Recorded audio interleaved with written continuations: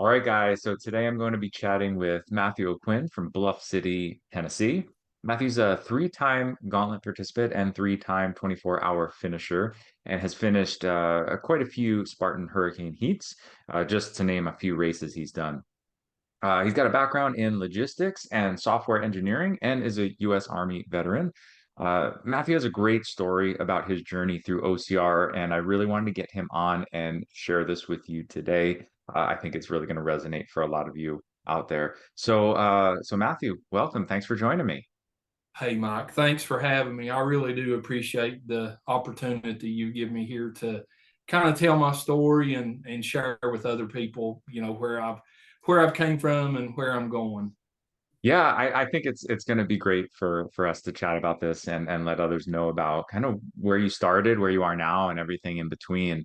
So I know there's a lot of different places we can go, but let's just start at the beginning with your OCR journey. Like, how long have you been, starting your first race, and kind of how you caught the bug, like all of us did. Well, so in 2012, Spartan was relatively new. I had never even heard of a Spartan race. And I had a buddy of mine, he calls me up. He says, "Hey, man, have you heard of this thing called Spartan?" He's like, "You and I, we got to go to Charlotte and do this, right?" I'm like, "Okay." So we bought our tickets. And when it came time to go to the race, he actually ended up backing out on me. And my wife was like, "Are you still going to this thing? Whatever." And I'm like, "Oh, well, sure. I'm going to go see what it is." Back then, tickets were like $60. I mean, they were like super cheap then. Um, so I did my first sprint in Charlotte. It was great. Uh, the following year, I got my first trifecta.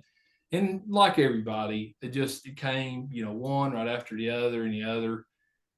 But the big turning point for my OCR stuff was when we went to Atlanta for my first 4-hour hurricane. And that was class 080. Now, I don't know for sure, but I know at the time it was the biggest hurricane heat class ever. I don't know if there's been one bigger since then, but I know then I think we had well over 200 people Wow. at that hurricane. It was huge. So there's a lot of people that in OCR right now that's, class 080. Well, back then, hurricanes were totally different than they are now. They would tell you, "Hey, we're going to do a 4-hour hurricane," and it could end up being 6 hours. You didn't know when it was going to end. But I fell in love with it. In Atlanta, I fell in love with it.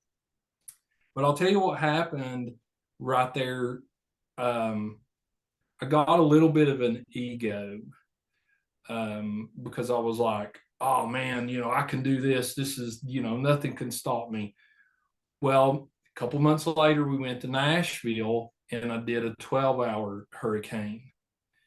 Um, and I failed it miserably. Just, I don't know, 6 hours in, something like that.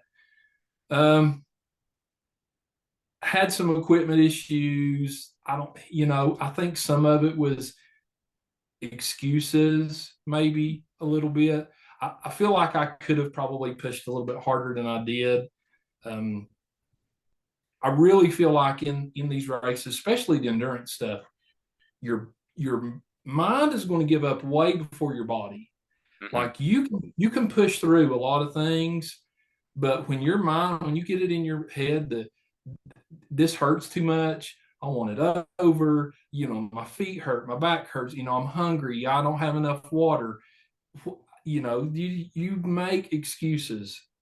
And once you get to that point that you're ready to say, "Okay, I'm done," it's really, really hard to change that mindset internally. It's really hard to say, "Okay, well, I'm going to go ahead and try to push through another 6 hours." Hmm. So Hmm. When you felt that. so when you went from the 4 to the 12, did you you mentioned you had a little bit of an ego. Do you felt like you prepared well and things just went wrong, or do you feel like you Well, probably went no. in? So, like before I started OCR, I was overweight. About a year before I started OCR, I had lost like 40 pounds, doing great. I was running a lot of miles. I was putting in a lot of miles running, um, typically 5 to 6 miles every single day. Mhm. Um, and I was in pretty good shape, but I hadn't trained myself mentally to get through some of these. You got to wait and you have to carry sandbags. And I really hadn't done a whole lot of, okay, well, let's go ruck through the woods and, carry a weight. Big thing too is I didn't have the right equipment.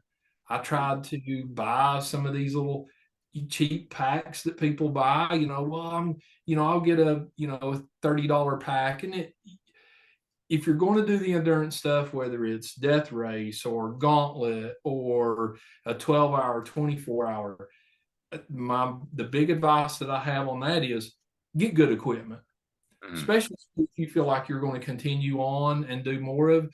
Get good equipment. Don't buy the cheap stuff. I heard we were at a hurricane. I can't remember if it was a 12-hour or a 4 hour or something.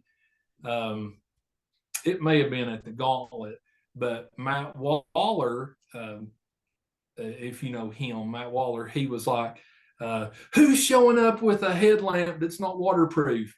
Because they were like, people were trying to keep their headlamp from getting, wet. And he's like, who's showing up and doesn't have a waterproof headlamp? What kind? Would you get a Walmart or something?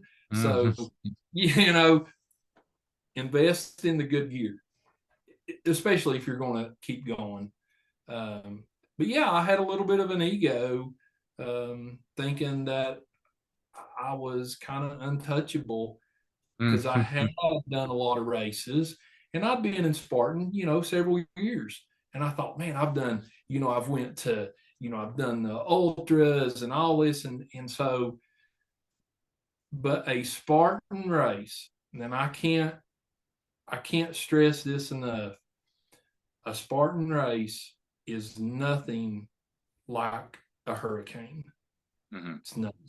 It's a totally different animal. Um, yes, you still have to train, but you have to train harder. And I've told people that if if you can walk basically 3 miles, you can do a sprint. I don't Mhm. care who it is. If you can walk through a trail 3, 4 miles, 5 miles, you can do a sprint. With a 12-hour hurricane, it's totally different. Mhm. Your weaknesses will be revealed. Your inadequacies, if you have them, will be revealed, and you'll do a lot of. There'll be a transformation to take place at the end of 12 hours. If you get through it, you're going to be a totally different person. Every single event I've ever done, I've always came out different Mhm. in some way, some type of, it's always been different. You've learned stuff. You learn all the tasks that they do. And um, I mean, I've really put my heart and soul into the endurance stuff the last few years. Yeah, yeah. So I know that one that you failed wasn't your last one. So what happened next? Was it So I know failed, you yeah. signed up So and went to Nashville and I failed Nashville. Um, and then there were actually, I did 5 12-hour hurricanes back to back to back to back within just a few weeks of each other. Um, and I failed every one of them, like five. I mean, and they were within a very, very short period of time, close together. Went to Wintergreen, Cryptea Dillon, he was there, super great guy. Um, I failed it under him. I failed several ones under Cookie, and I was just like, I got to get this. And finally, a year later, so after the 5, I quit. I stopped. I said, look, I got to take a break. I've got to re-examine why I'm doing this. I Did got you to feel like understand. you sorry to interrupt you. I'm just curious. Yeah, So you fell yeah. 5 times. Do you feel like it was the same thing happening? Was every time a little No, different? no, it was different things every Yeah. time. It Okay. was always a different kind of animal that would creep into your mind.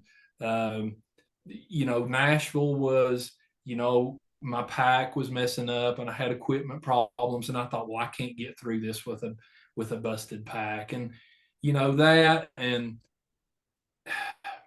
wintergreen, we had to do a it was kind of like the Barkley marathons in a way, the way he had it set up.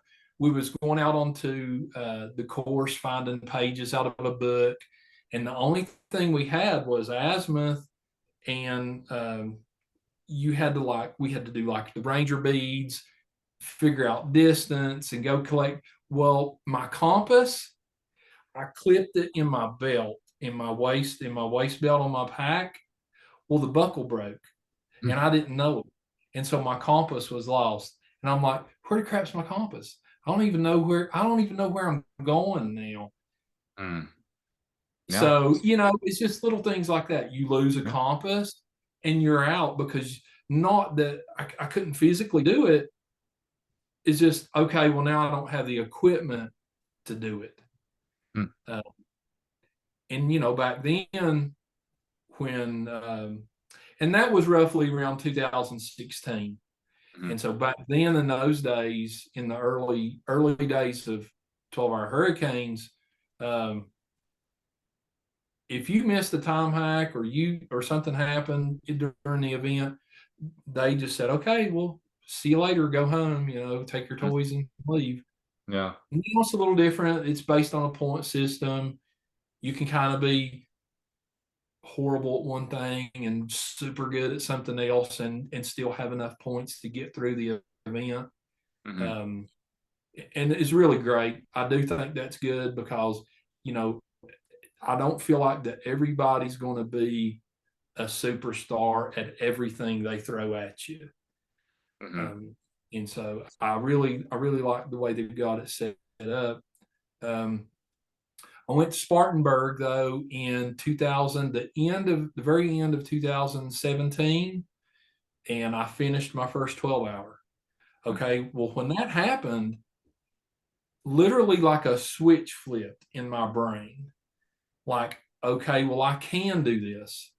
And all the people that had been telling me you can't do this, um, were, kind of taken back a little bit. They're like, oh, that's great. You did that. That's awesome.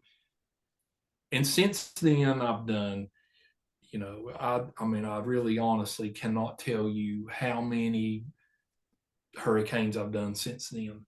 Hmm. Um, 24-hour hurricanes, I've done several of those. Um, so I'll tell you, this is a little interesting. We I was at the Gauntlet, and so I got introduced to the Gauntlet. It's down in Georgia. Um, Friends of mine, hey, you got to go check this event out. So we were down there. I went, and it's awesome. I loved it. It's basically a lot of the same people that go down there to that, and it's kind of like it's like a 3-day suffer fest. Really, you go out, you carry heavy stuff through the woods, and you have a great time. And the only thing that I can think of that compares to Death Race would be Gauntlet, because that's the only other thing that personally that I know of or have experienced that. And I know they're different, but I'm sure they're probably similar also, Hmm. in a sense. Um, but the Gauntlet, amazing event. I love the people down there. It's great. Um, and same way goes with it. You have to prepare. You got to train. You got to have the right equipment.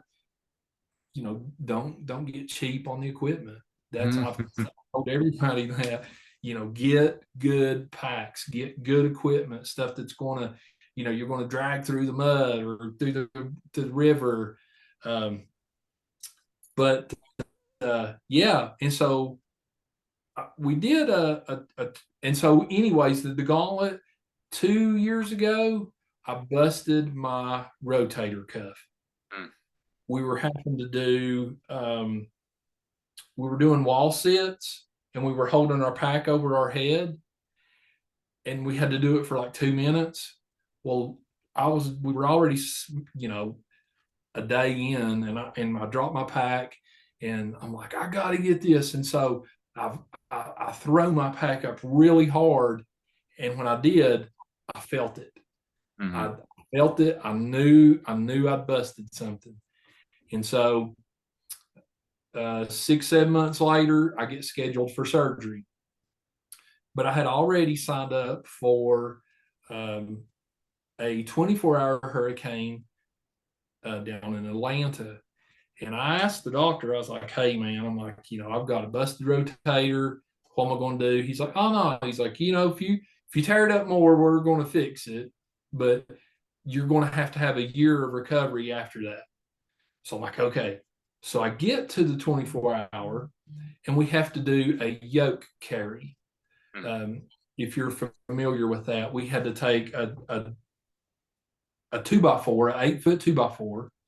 We had to attach two 50-pound sandbags of gravel to each side. And we had to carry from where we were at back to base camp. Distance wise, couldn't tell you. I don't even know how far it was.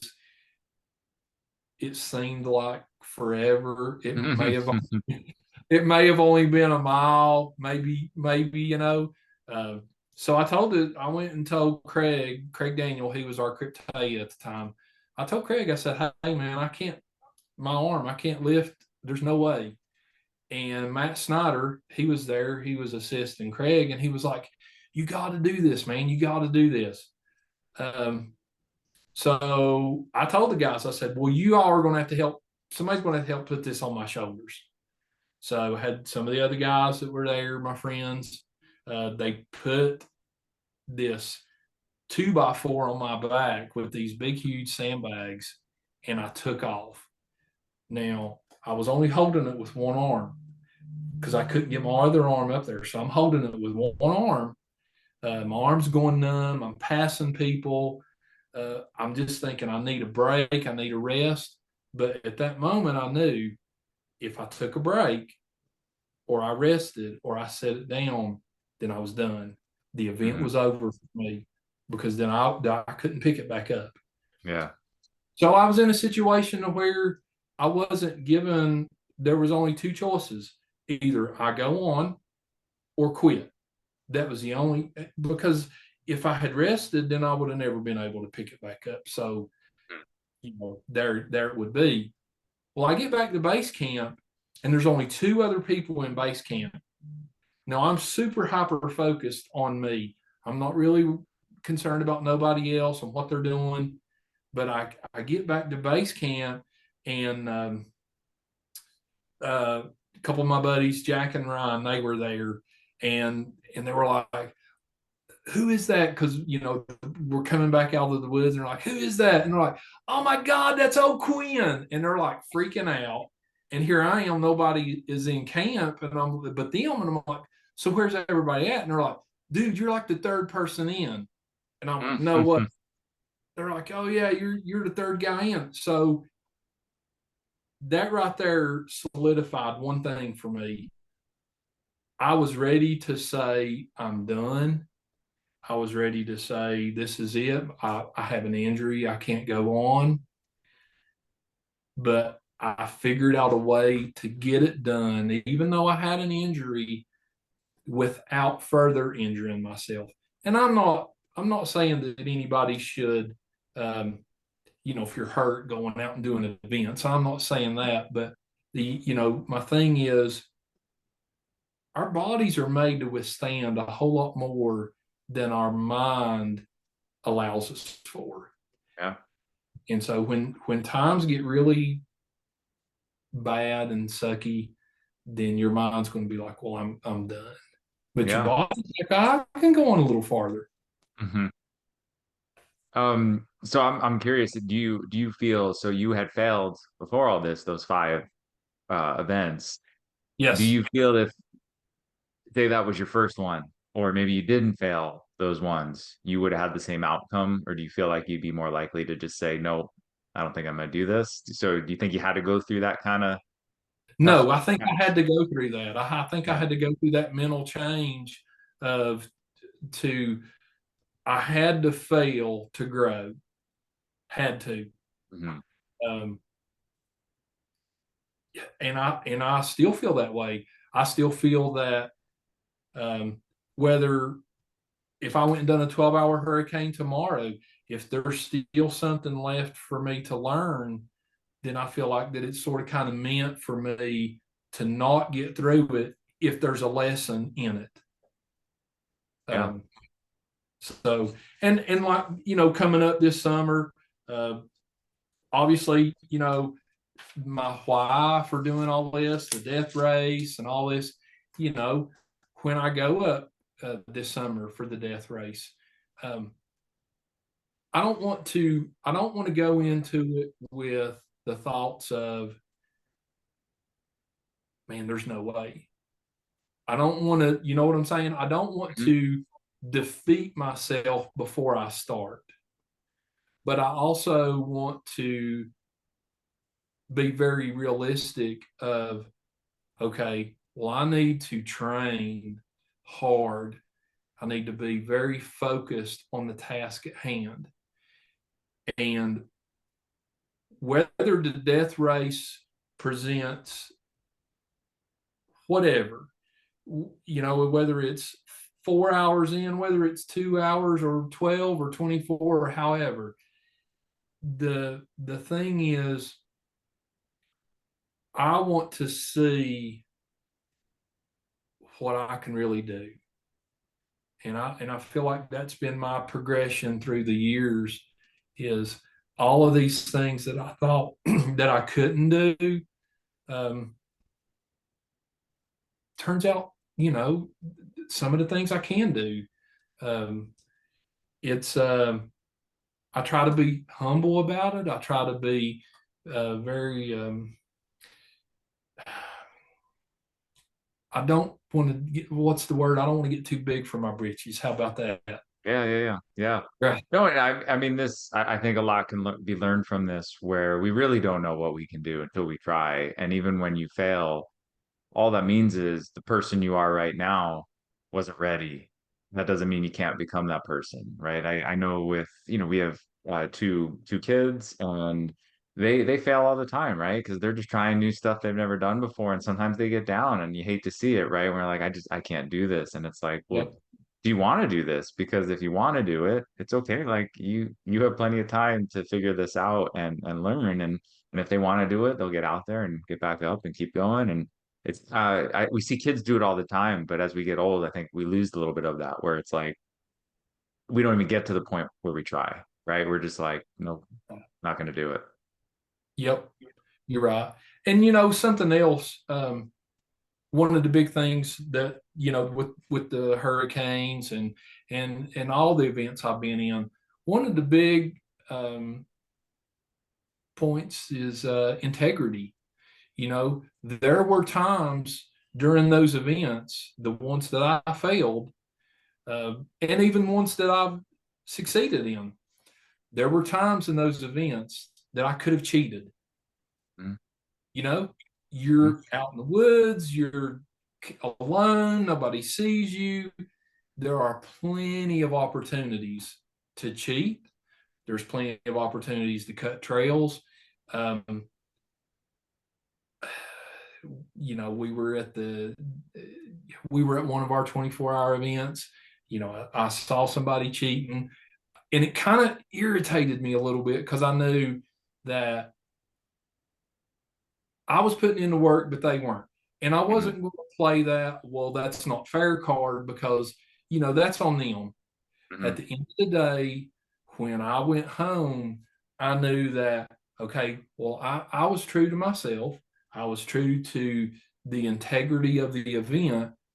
And so whether or not I go home as a finisher or not as a finisher, it's all about my own personal integrity. What is a t-shirt and a medal worth to you if you're looking at it and you know when you bring it home, I had to cheat to get that, Mm. you Yeah. know? So that's one thing. I'm not going to cheat to get it. If Mm. it's not for me to have, then it's not for me to have. And so um, the perseverance of pushing through, do it the right way, do it with integrity, and then you learn something, you get something out of it. Everybody wants to talk about their why and why they do the things. You know, really good friend of mine, uh, a buddy that we did races together a few years ago. We went to Fort Bragg and we were with my sister. My sister does the races with me. Um, just here a couple years ago, 2018, I guess it was, he had a stroke, massive stroke. Big guy, 6'2" muscle. I mean, he just super fit, just and 3 years younger than me. Now he is unable to do those races now, Mm-hmm. not at all. And he had to learn how to walk again. He had to learn how to talk again, and all of these things that him and I done together, we don't do that anymore. And so I feel like, in a way, that my why is it's a privilege that I'm able to do these things. It's a privilege that I'm healthy enough to do these things. Um, I I always tell everybody, um, I always give credit of my health to God, because He's blessed me with health. Um, and I feel like that, um,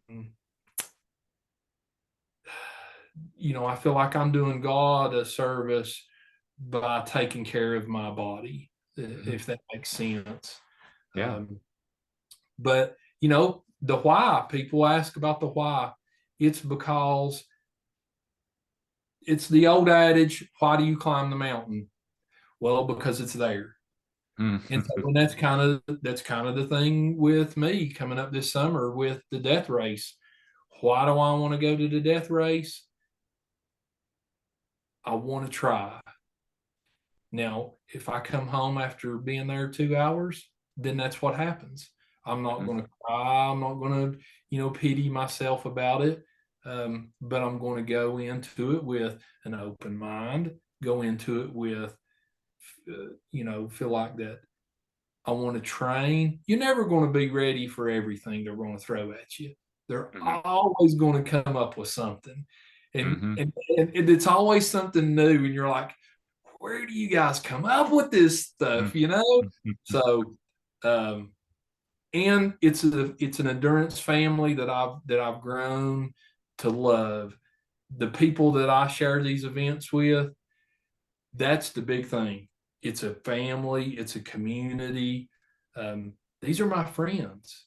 You know, it's almost like every time we see each other, it's like a family reunion, right? It's like, oh my God, how you been? And it's a very awesome, close community of people that I get to participate with.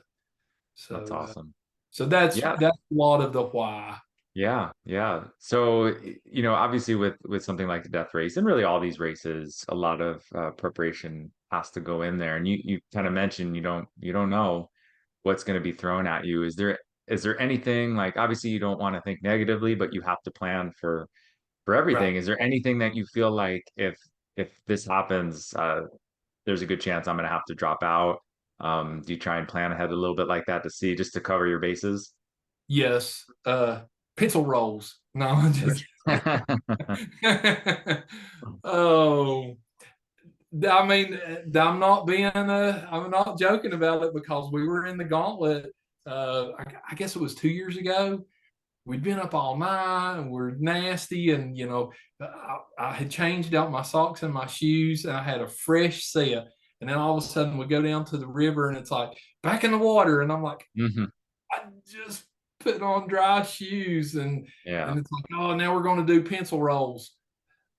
And I'm just like, I'm done. And they're like, Hmm. no, come on, you got it. And I'm like, no. I'm like, so I told my wife this is what, and she's like, this is not going to work. But so when we go on our trips, sometimes we'll go on cruises. Um, I wear the little patches behind your ear, keeps you from getting nauseous. Yeah. Yeah. And so I told her, I said, I'm going to take me some of the little patches with me so I don't get nauseous. But there's a drawback to that. You're gonna get sleepy a little bit. Oh, all right. You know what I'm saying? So Yeah. I'm gonna have to, if I do that, then I'm gonna have to fight that off a little bit. Or I can just suck it up and go out here in the backyard and do pencil rolls until I get, accustomed to it. I Yeah. Yeah. guess. Either way, you got a challenge ahead of you. Yes, that's for sure. Yeah. One last thing I wanted to bring up. You kind of mentioned, some people telling you couldn't do this, and obviously support is always helpful. But when a lot of people around you are telling you probably should give up or quit, it sounds like you had some of that going on. And how did you deal with it? How would you tell, or like, what would you tell somebody that they want to do something and maybe their friends, family, are maybe telling them, hey, I don't think you should do this. I don't know what advice you have or what worked for you. How did you handle that? Yeah. So I think at the end of the day, I think you just got to be true to yourself. You got to ask yourself, do you really want it? Um, are you willing to put in the hard work? Because a lot of times when you do fail an event, and I'll say for me personally, when I failed, um, I wasn't putting in the hard work, not enough. I was doing hard work, but I wasn't doing enough hard work. And so when my wife and my mother and other family members are telling me, look, dude, this is not your thing. You got to give up, you got to quit, this is just not your thing. Then you have to internalize yourself and say, well, is it my thing or is it not? Now, I'm not going to say that everybody that goes out and does a hurricane, if you haven't prepared for it, or any event, it's not just a hurricane. I don't care if it's a 5K. If you haven't prepared for it, your odds of failure are higher. And so you have to ask yourself, do I really want to finish? Um, and so I would tell anybody, if you want something, put in the hard work. Um, that's the only way that I know to say is just put in the hard work. Um, I grew up. My dad was a coal miner, and he was not. My dad was a great dad, loved us, but he was not a very nurturing person. It just wasn't in his nature. Um, and there was a lot of times that growing up through the years, he would really be really, really tough on me, and my sister and my a younger brother. And it was just like, why are you being so tough? Um, but he was conditioning us that if you want something, then you're going to have to put in the hard work. Um, just like when I went to college, I went to college for software engineering. I was trying really hard to get finished in 3 years instead of 4. So I worked a full time job, studied hard. I did the work up late at night doing the work. And my last semester, I ended up taking um, 21 credit hours the last 2 semesters. Had to get a letter from the dean to approve it. Hmm. And everybody's like, oh, that's too much. That's too much. You're taking on too much. You're not going to be able to do it. And that goes in line there. I had people telling me, you can't do that. That's too much. Okay. Well, the job that I wanted, um, I had to get finished quick. I was kind of on a timeline. And so I don't know that I would have got the job I have today had I went ahead and stretched it out another year. And even so, that goes into your personal life there. It's like, okay, work hard, work hard. That's all you got to do. Work hard. Most of the time, you do that, um, you're going to accomplish what you set out to do. And sometimes you have to tune out people that's going to tell you, hey, that's too hard, or you can't do that. I feel like that you have to tune out those people sometimes. Um, Yeah. you know, it's just one of those things. You got to tune them out. Hmm. Yeah, I mean, I think that's great advice, and it's a combination, right? You have I like how you started saying you have to internalize, right? Because if they're Yeah. telling you and you don't want to do it, then you might just be banging your head against the wall and not really getting anywhere. But if it's something you believe Mhm. in, you'll find the people that'll cheer you on, I think, because Yes. you're going to surround yourself with a better group of people if it's what you truly want. So I think Yes. that's great advice. So, any final words before we sign off here? No, I think that's it. I think you know, coming up here in July, we're coming up on the death race. This is going to be the next chapter in my story. Um, and I'm going just for the fact of, and they say, well, why are you doing the death race? It's so that I can see if this is the next chapter in my life for the next events. What am I going to learn? What lessons am I going to take away from it? Because I know there will be some. I'm going to go to Vermont in July, and I'm going to come home transformed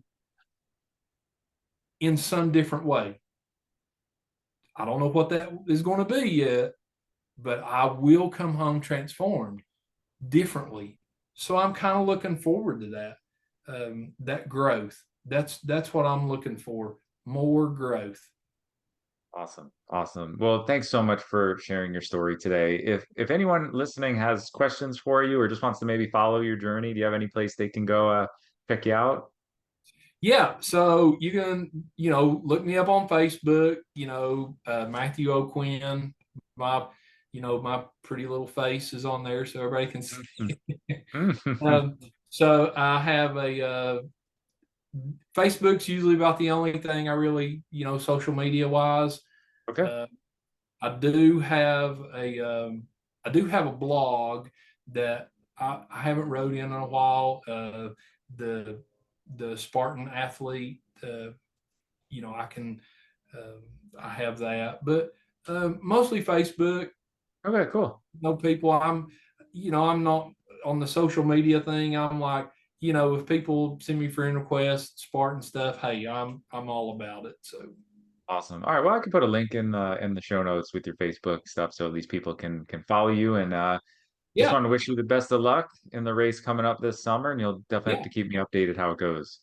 Mike, I do appreciate it very much. Thank you. Anytime.